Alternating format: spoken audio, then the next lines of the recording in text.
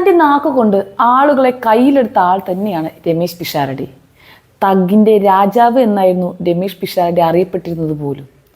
അതിനെല്ലാം കാരണം അയാളുടെ നാക്ക് തന്നെയായിരുന്നു. ഉരുളയ്ക്കുപ്പേരി പോലെ ഏതൊരാൾക്ക് മുൻപിലും അതിങ്ങനെ പ്രവർത്തിച്ചു കൊണ്ടേയിരുന്നു. അതോടുകൂടി വെറുമൊരു കോമഡി ആർട്ടിസ്റ്റ് മാത്രമായിരുന്ന രമേശിനെ മലയാളികൾ ഒന്നടങ്കം മനസ്സിലേറ്റി.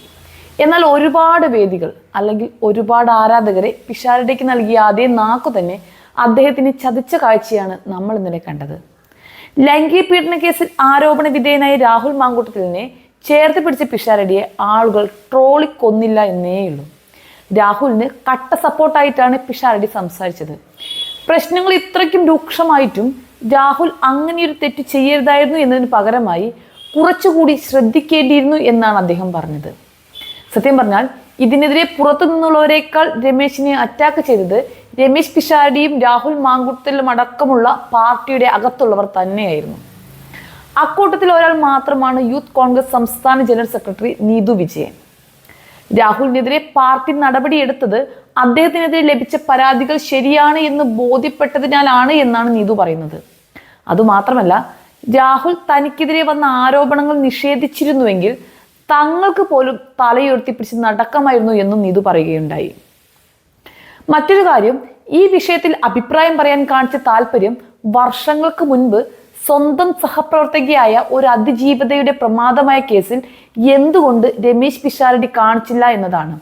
ഉത്തരം സിമ്പിളാണ്: നിലനിൽപ്പ്. അത് മാത്രമാണ് പിഷാരടിയും നീതുവും ഞാനും അടക്കമുള്ള എല്ലാവരുടെയും പ്രധാന വിഷയം. നമ്മുടെ സ്വഭാവത്തിനും മനസ്സാക്ഷിക്കും അനുസരിച്ച് അതിങ്ങനെ കുറഞ്ഞും കൂടിയും ഇരിക്കുമെന്ന് മാത്രം. അതിജീവിതയ്ക്ക് വന്ന പ്രശ്നത്തിൽ അവർക്കൊപ്പം നിന്നാൽ അതോടുകൂടി രമേശിന്റെ സിനിമാ ജീവിതം തന്നെ ഇല്ലാതാവും. അത് ആരെക്കാളും നന്നായിട്ട് അയാൾക്കറിയാം. ദിലീപ് ജയിലിലായിരുന്ന സമയത്ത് ജയിലിന് പുറത്ത് കരഞ്ഞുകൊണ്ട് വന്ന ധർമ്മജനും ഓണക്കോടിയുമായി വന്ന ജയറാമും ഈ അടുത്ത് കാവ്യമാധവനെ ചേർത്ത് പിടിച്ച് നെറുകയിൽ ഉമ്മ വെച്ച സുരേഷ് ഗോപിയും എല്ലാം ഈ ഒരു സത്യത്തിന് മുൻപിലാണ് പകച്ചു പോകുന്നത്. പിന്നെ മറ്റൊന്നുള്ളത് രമേശ് പിഷാരടിയുടെ ആറ്റിറ്റ്യൂഡാണ്. തുടക്കത്തിലെ ബഡായി ബംഗ്ലാവിലൊക്കെ അദ്ദേഹം ഉണ്ടാക്കിയ കോമഡിയിലൊക്കെ സ്ത്രീകളോടുള്ള ആറ്റിറ്റ്യൂഡും ഇരട്ടത്താപ്പുമൊക്കെ നമ്മൾ കണ്ടതാണ്. പലരും അതിനെ വെറും കോമഡി മാത്രമായി ചിരിച്ചു തള്ളിയെങ്കിലും പേളി മാണിയുമായുള്ള ഇന്റർവ്യൂവിലൊക്കെ രമേശ് എന്താണെന്ന് വളരെ വ്യക്തമായ കാര്യമാണ്. എന്തൊക്കെ പറഞ്ഞാലും നീതു പറഞ്ഞ ഒരു കാര്യമാണ് എനിക്കും സ്ട്രൈക്ക് ചെയ്തത്. ആരോപണങ്ങൾ തെറ്റാണെന്ന് സധൈര്യം വിളിച്ചു പറയാൻ രാഹുൽ മാങ്കൂട്ടത്തിലിന് എന്തുകൊണ്ട് ഇപ്പോഴും സാധിക്കുന്നില്ല എന്നതാണ് അത്.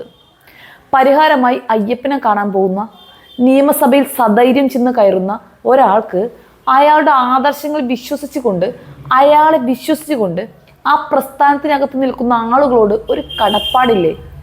കുറഞ്ഞ പക്ഷം അവരെ ബോധ്യപ്പെടുത്താനെങ്കിലും അദ്ദേഹത്തിന് ശ്രമിച്ചുകൂടെ? നീതുവിനെ പോലെ തന്നെ കേരളം മുഴുവൻ പതറിപ്പോകുന്നതും അയാളുടെ ഈ മൗനത്തിൽ തന്നെയാണെന്നത് പറയാതെ വയ്യ.